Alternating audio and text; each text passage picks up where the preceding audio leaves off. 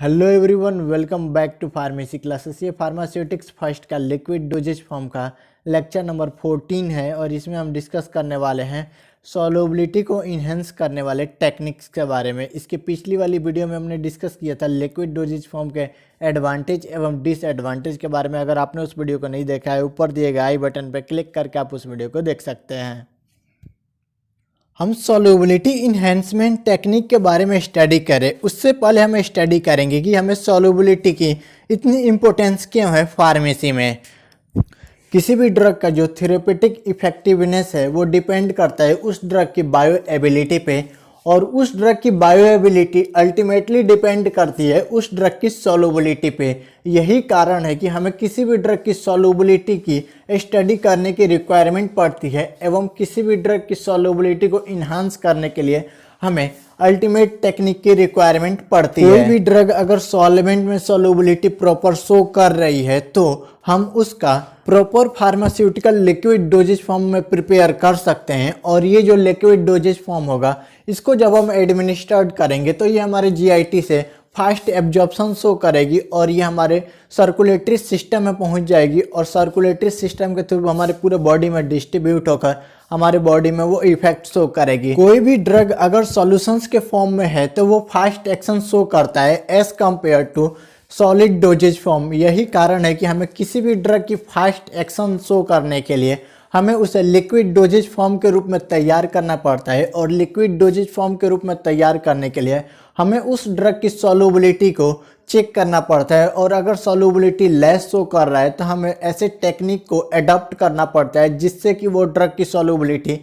उस particular solvent में increase हो जाए, हमारी suitable pharmaceutical liquid dosage form को प्रिपेयर किया जा सके। किसी भी ड्रग का जो सॉल्युबिलिटी होता है ये एक इम्पोर्टेंट पैरामीटर होता है, क्योंकि अगर सॉल्युबिलिटी उस ड्रग की प्रॉपर रही तो उस ड्रग का डिजायर्ड कंसंट्रेशन अचीव हो सकता है हमारे सर्कुलेटरी सिस्टम में। मतलब अगर ड्रग सॉल्यूशंस के फॉर्म में रहेगा तो उसका एब्जॉर्प्शन फास्ट होगा और वो हमारे सर्कुलेटरी सिस्टम में पहुंच जाएगा, और जैसे ही वो सर्कुलेटरी सिस्टम में पहुंचेगा उसका डिस्ट्रीब्यूशन होगा हमारे बॉडी में, और वो जाकर ड्रग अपना फार्माकोलॉजिकल एक्शन शो करेगा। तो हम कह सकते हैं कि किसी भी ड्रग का जो फार्माकोलॉजिकल एक्शंस है या फिर फार्माकोलॉजिकल रिस्पॉन्स है ये अल्टीमेटली डिपेंड करती है उस ड्रग की सॉल्युबिलिटी पे। अगर उस ड्रग की सॉल्वेंट में सॉल्युबिलिटी प्रॉपर रही तो उस ड्रग का जो हमारा एब्जॉर्प्शन है जीआईटी से वो प्रॉपर एवं फास्ट होगा, और वो हमारे सर्कुलेटरी सिस्टम में पहुंचकर सर्कुलेटरी सिस्टम के थ्रू पूरे बॉडी में डिस्ट्रीब्यूट होगी और अपना एक्शन शो करेगी। किसी भी ड्रग का जो पार्टिकल साइज होता है वो इम्पैक्ट डालता है उस ड्रग की सॉल्युबिलिटी पे। आइए हम इसको एक डायग्राम की मदद से स्टडी करते हैं। आप अपने डिस्प्ले पर देख पा रहे होंगे ये जो पार्टिकल है ये ड्रग पार्टिकल है, और ये काफ़ी बिग साइज का है जिसके कारण इसका सरफेस एरिया लेस है। और जब हम इसका साइज रिडक्शन किए तो आप देख पा रहे होंगे इसका साइज रिडक्शन के कारण इसके स्मॉल पार्टिकल्स में कन्वर्ट हो गया एवं इसके सरफेस एरिया इंक्रीज हो गई, क्योंकि हम जानते हैं कि जब पार्टिकल साइज डिक्रीज करते हैं तो सरफेस एरिया इंक्रीज होता है, और अगर किसी भी ड्रग का पार्टिकल साइज डिक्रीज करेंगे तो सरफेस एरिया इंक्रीज होगा, और अगर सरफेस एरिया इंक्रीज होगा तो उस ड्रग का डिजोल्यूशन एवं एब्जॉर्प्शन फास्ट होगा। तो हम कह सकते हैं कि हम अपने ड्रग पार्टिकल के साइज रिडक्शंस के द्वारा हम उसके सरफेस एरिया को इंक्रीज करके हम अपने ड्रग की सॉल्युबिलिटी को इन्हेंस कर सकते हैं, जो कि एक फिजिकल मेथड है। आप अपने डिस्प्ले पे देख पा रहे होंगे ये जो बिग साइज का पार्टिकल्स है ड्रग का, इस बिग साइज के पार्टिकल्स के पास लेस सरफेस एरिया है, और अगर किसी भी ड्रग पार्टिकल्स के पास लेस सरफेस एरिया रहेगा तो जब उसको हम डिजॉल्व करेंगे किसी सॉल्वेंट में तो उस सॉल्वेंट के साथ इस ड्रग पार्टिकल्स का इंटरेक्शंस लेस रहेगा, और अगर इंटरेक्शंस लेस रहेगा सॉल्वेंट के साथ प्रॉपर सॉल्यूशंस का फॉर्मेशंस नहीं होगा, जिसके कारण उस ड्रग की बायोएबिलिटी अफेक्ट हो सकती है। लेकिन जब हम बिग पार्टिकल साइज का जब हम साइज रिडक्शंस करते हैं और साइज रिडक्शंस के कारण जो हमारे पार्टिकल्स प्राप्त होते हैं, और इस पार्टिकल्स के पास देख पा रहे होंगे जो स्मॉल पार्टिकल्स हैं इनके पास लार्ज सरफेस एरिया है, और अगर किसी भी ड्रग पार्टिकल्स के पास लार्ज सरफेस एरिया होता है तो जब हम उसको डिजॉल्व करते हैं किसी सॉल्वेंट में तो उस सॉल्वेंट के साथ इस ड्रग पार्टिकल्स का जो इंटरेक्शन है वो काफ़ी फास्ट होता है या फिर काफ़ी ज़्यादा होता है, जिसके कारण उस ड्रग की सॉल्युबिलिटी उस सॉल्वेंट में ज़्यादा रहेगी, और अगर सॉल्युबिलिटी प्रॉपर रही तो उस ड्रग की बायोएबिलिटी भी ज़्यादा रहेगी। सिंपली हम कह सकते हैं कि किसी भी ड्रग पार्टिकल्स के साइज रिडक्शंस के द्वारा उस ड्रग की सॉल्युबिलिटी को इन्हेंस कर सकते हैं, जो कि ड्रग सॉल्युबिलिटी इन्हेंसमेंट टेक्निक का ये फिजिकल मेथड है।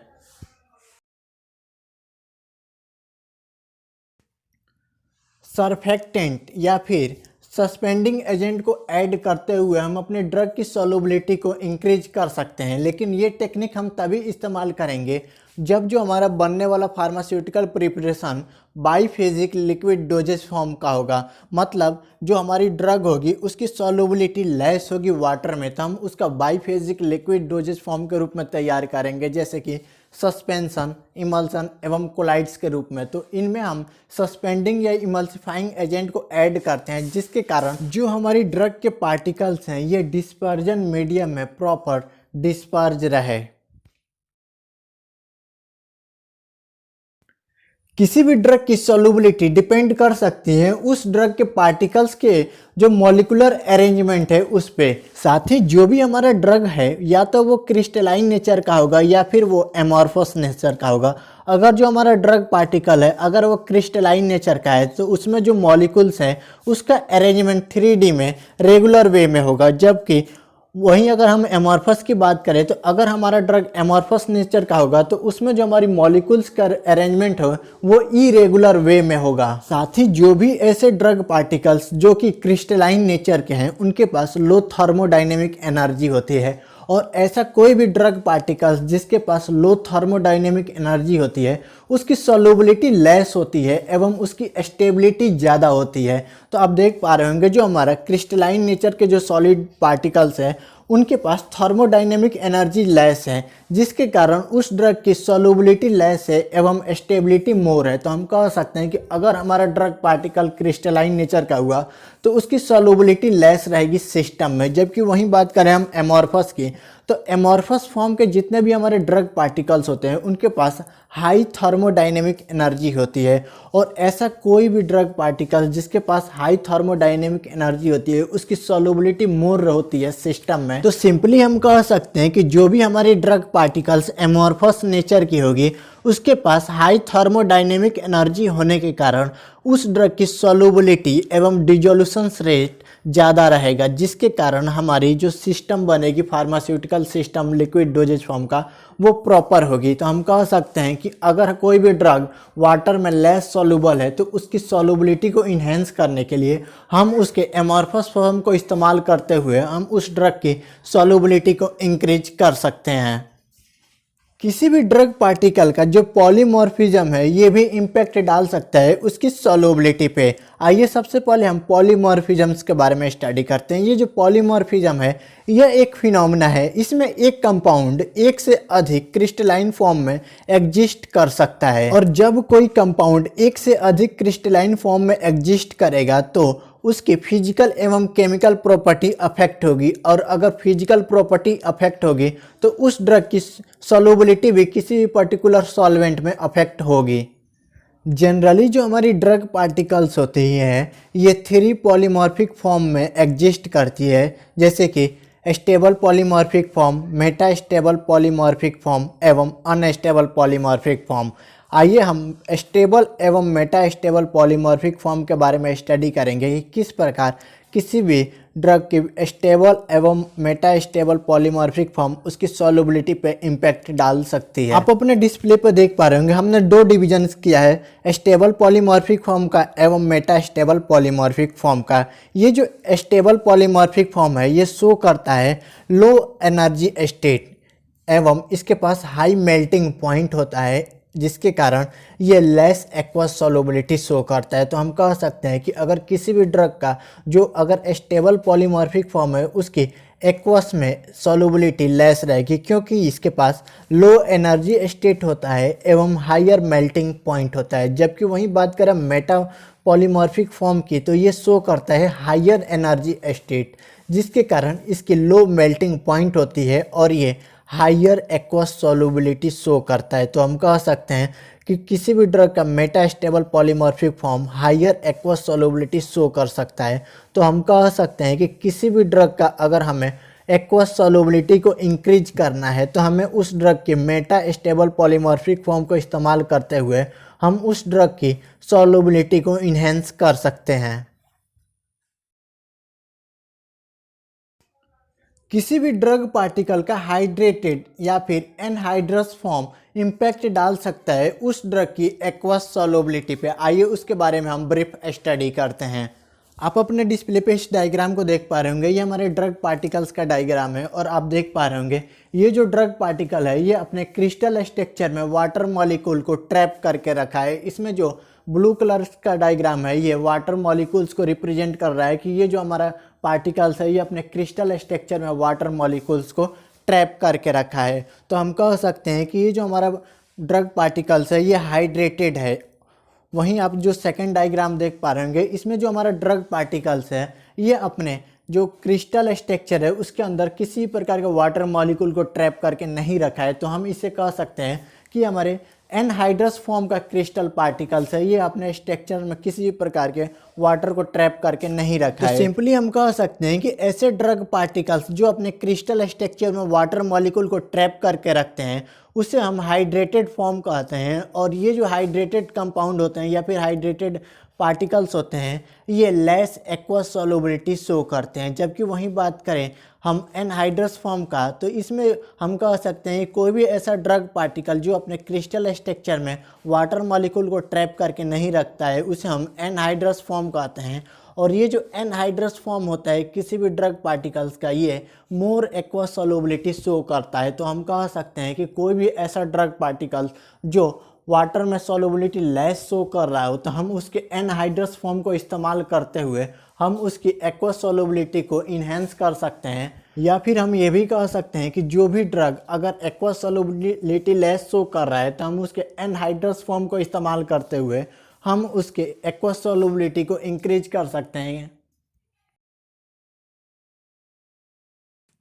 साल्ट फॉर्मेशंस मेथड के द्वारा हम अपने ड्रग की एक्वस सॉल्युबिलिटी को इन्हेंस कर सकते हैं। आइए हम इसको एक डायग्राम की मदद से स्टडी करते हैं। आप अपने डिस्प्ले पर देख पा रहे होंगे ये जो हमारा ड्रग है ये लेस एक्वस सॉल्युबिलिटी शो कर रहा है और जब हम इसका साल्ट फॉर्मेशंस कर देते हैं तो ये जो ड्रग बनता है ये मोर एक्वस सॉल्युबिलिटी शो करता है। और ये अगर मोर एक्वस सॉल्युबिलिटी शो करेगा क्योंकि इसके साल्ट फॉर्मेशंस कर लिए हैं जिसके कारण एक होमोजीनस सॉल्यूशंस का फॉर्मेशंस होगा। और अगर होमोजीनस सॉल्यूशंस का फॉर्मेशंस होगा तो उस ड्रग की बायोएबिलिटी भी ज़्यादा रहेगी और वो फास्ट एक्शन शो करेगा हमारे बॉडी में। तो हम कह सकते हैं कि साल्ट फॉर्मेशंस के द्वारा भी हम अपने ड्रग की सॉल्युबिलिटी को इन्हेंस कर सकते हैं।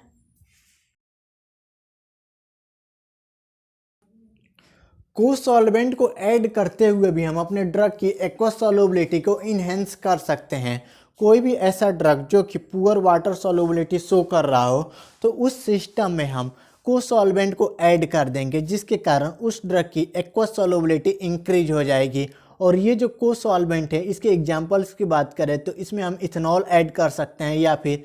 पॉलीइथाइलिन ग्लाइकोल को भी ऐड करते हुए हम अपने ड्रग की एक्वस सॉल्युबिलिटी को इंक्रीज कर सकते हैं।